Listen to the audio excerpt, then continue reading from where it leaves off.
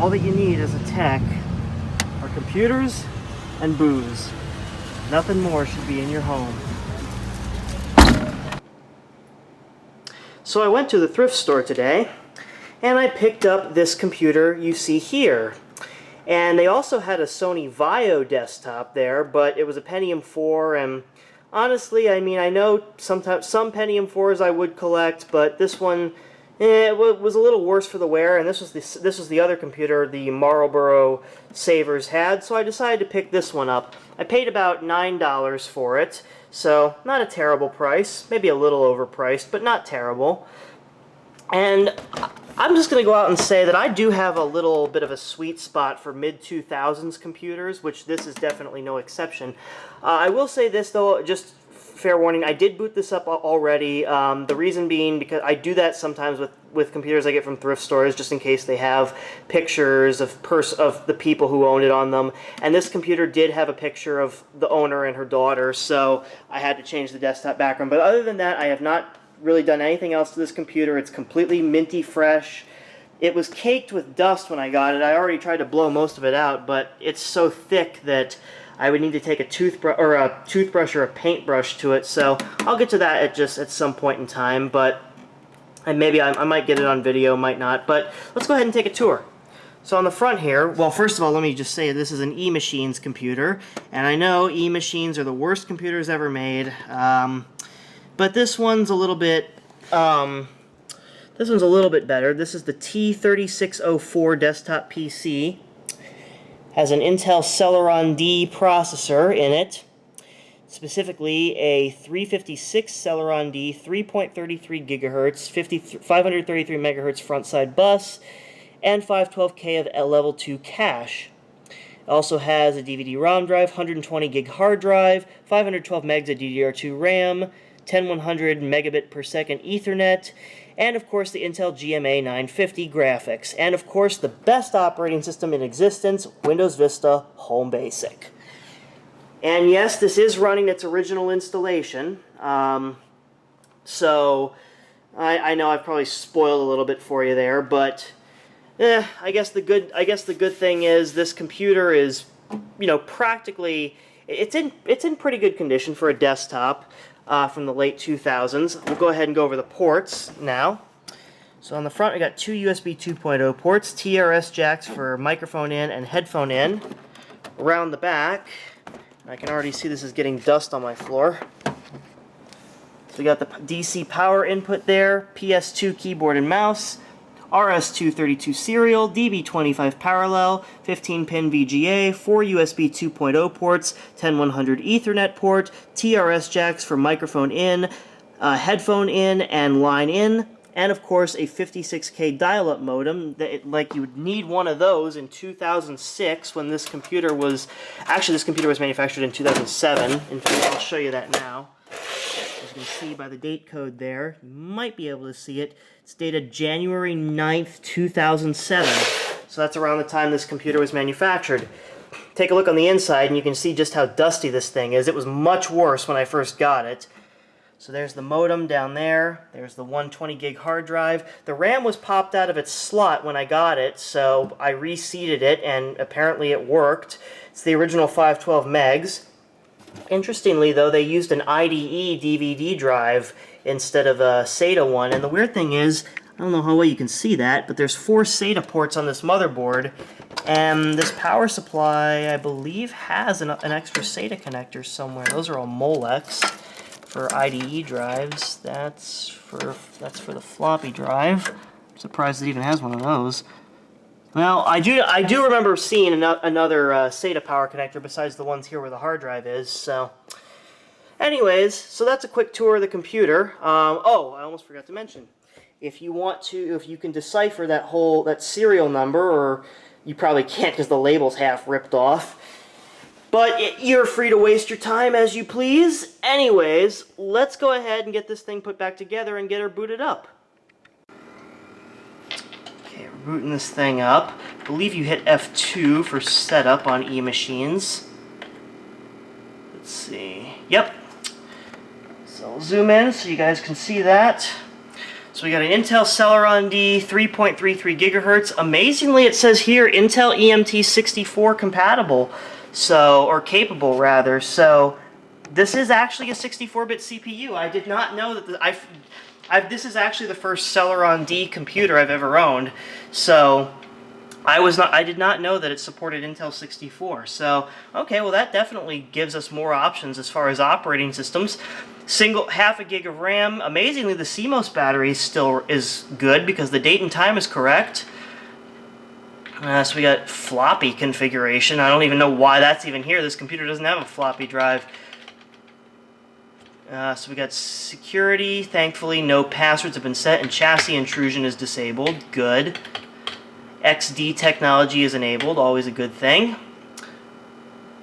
Yeah, this BIOS is definitely more customizable than modern UEFI systems. Looks like, yep, so we got boot orders. It allows us to boot from removable media. Even supports USB boot.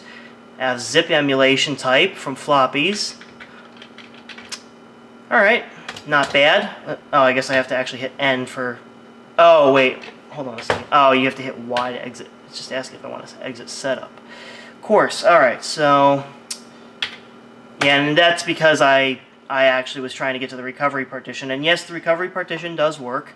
I tested it. So we're booting into Windows now, and I have the camera positioned on the... Oh, come on, focus, please. There we go. Well, the camera doesn't want to focus. I swear, this camera, it never wants to focus on anything. If I move the camera up a little... Nope. But if I put my hand in there and align it with the text... And like I said, I did boot this up before just because there was a personal photo on the desktop. So because of that, I am re-recording this portion of the video. Hey, you can see how long this takes to boot. I'm willing to bet that this computer is infected with malware.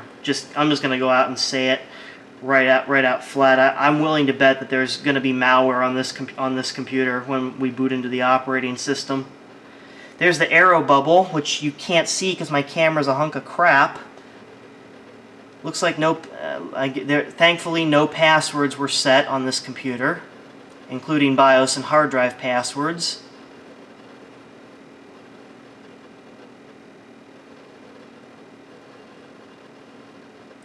And like I said, the only thing I did when I booted this up the first time was change the desktop background because I wanted to get I wanted to experience the... What the hell? Okay, well, it didn't do this before. This actually reminds me of Windows Me when active desktop crashes. The hell? Okay, well, this is interesting. Oh, there we go. Okay. No, okay, I was gonna say, I've never seen active desktop crash. Okay, there's the wallpaper. Okay, I was gonna say, because they got rid of active desktop in Vista, actually, because XP did not, no, it might have been XP, I think. It's been so long since I've used XP, but I think they got rid of active desktop in XP because I think it was a security risk or something like that, so... oh, I guess the other thing I did do, just to add to my earlier lies, I went into MS-config and just disabled all the, all the bloatware and startup items because this computer was obviously was just loaded with all these startup items that were, causing it to take, 10 years to start. So. Okay, let me go ahead and zoom the camera out just a tad so you can see the whole screen. Of course, the previous owner apparently liked to have the taskbar on the side. They didn't even lock the taskbar because I can resize it. Yeah, I can really feel how slow this is. This is probably not going to be a keeper computer. I'm probably going to sell this. But I just wanted to show, because I do like to I'm a sucker for OEM pre-installations of Windows, and I like to preserve them. So we got quite a bit of software on this computer. As you can see, we got AOL on here, which is definitely a thing of the past. ArcSoft Photo Studio 5.5. Some Belkin software. Maybe they had like a Belkin Wi-Fi adapter, one of those USB dongles that you plug in. Just has the uninstallation program. Canon MP160, so that was probably the printer they used with this computer. Looks like an old version of CCleaner, judging by that old CCleaner icon. Cyberlink Power to Go, which was probably installed by the OEM. Oh, yep, I do see some malware on here. We got driver support, one of those fake driver update programs. And that's okay, because this computer is going to be... we're going to wipe the hard drive because I can already see personal files on the desktop.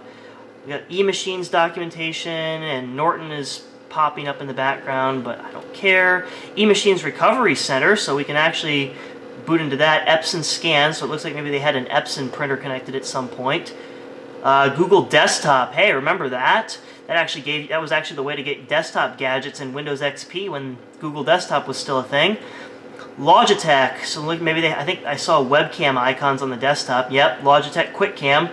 Yes, believe it or not, I used to record videos with Logitech QuickCam. You can just go back in the archives on my channel, and I used the Logitech QuickCam to record my earliest videos that I ever published to YouTube. Microsoft Digital Image Starter Edition 2006. What is this supposed to be like? Photo Story. Yeah, there is Photo Story that comes with it. Microsoft Office, looks like Home and Student 2007. It's got a copy of Microsoft Works on it. Norton Security Suite. Uvu, yeah, there's something you don't see anymore. Write Backup. ScanSoft OmniPage, so they must have had some. I think it came with Canon printers. Typing Instructor Deluxe 17. Something called Zapoo Accelerator. Adobe Reader 7, AOL 9, Microsoft Money 06, PowerPoint Viewer, Task Launcher, MLB.com on base. Old version of Firefox, okay.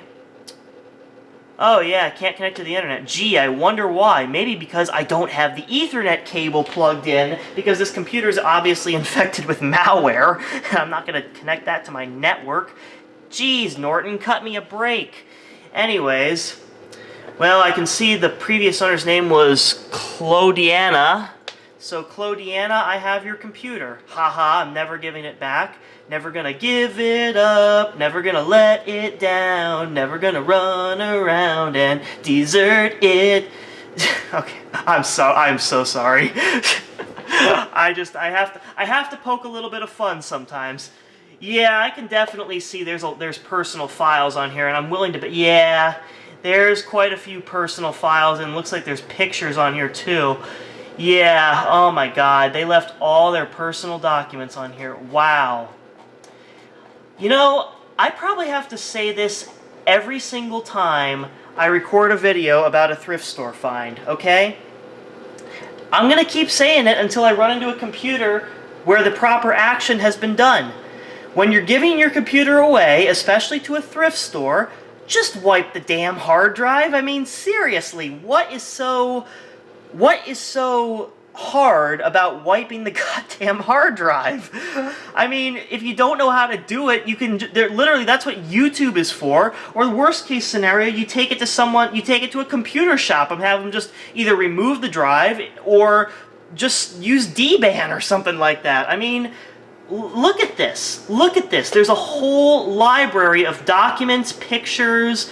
I could literally go snooping through this entire folder and figure out all sorts of information about the previous owner. I could practically stalk someone this way. But I'm not going to, and I'm glad this computer came with me. Oh, great. Free backup service for Windows Vista. Congratulations, free cloud backup service for your Windows Vista is now ready. Yeah, I'm sure you are a Microsoft partner. Yeah. I'm sure Vinesauce Joel would confirm that.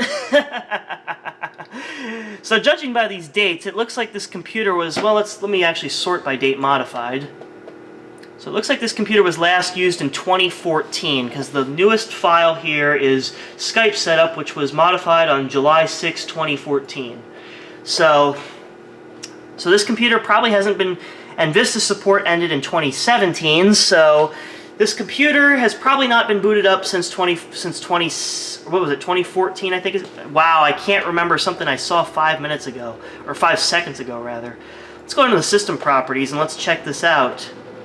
We got Windows Vista Home Basic with both service packs installed, always a good thing.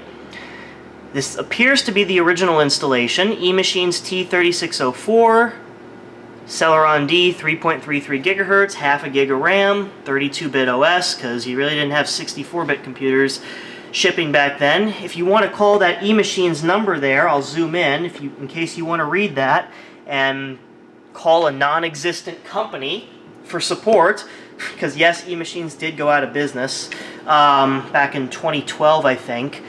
Windows is activated. Good. Retry AOL 9.0 VR, as in virtual reality. Okay, well, this computer is obviously infected with malware. I mean, I'm pretty sure if I go into AppWiz here. Yep. Yeah, I'm seeing, like, I'm already seeing some questionable software like Ask Toolbar Updater. It looks like they did have a network adapter. What version of CCleaner is this? It doesn't say. Facebook plugin, yeah. There's a lot of junk on this computer. You Promise Turbo Saver, yeah. Yeah, there's definitely some questionable applications in that AppWiz listing. Let me actually want to see if this does have a recovery. Let's see. I actually want to see if this does have a recovery partition. So let's head on over to Disk Management. Ah, yes, UAC. The security system that prevents your PC from being infected at the cost of tons of alerts. If anyone doesn't know, get the reference, that's Bertrand Surlet. He used to work for Apple, and he was a riot, man. I mean, he literally ripped on Vista, and he ripped on Windows 7, too, when they were introducing Snow Leopard. Indeed, it looks like there is a recovery partition, the D drive. It looks... Oh, is it actually mounted as a... Hold on a second.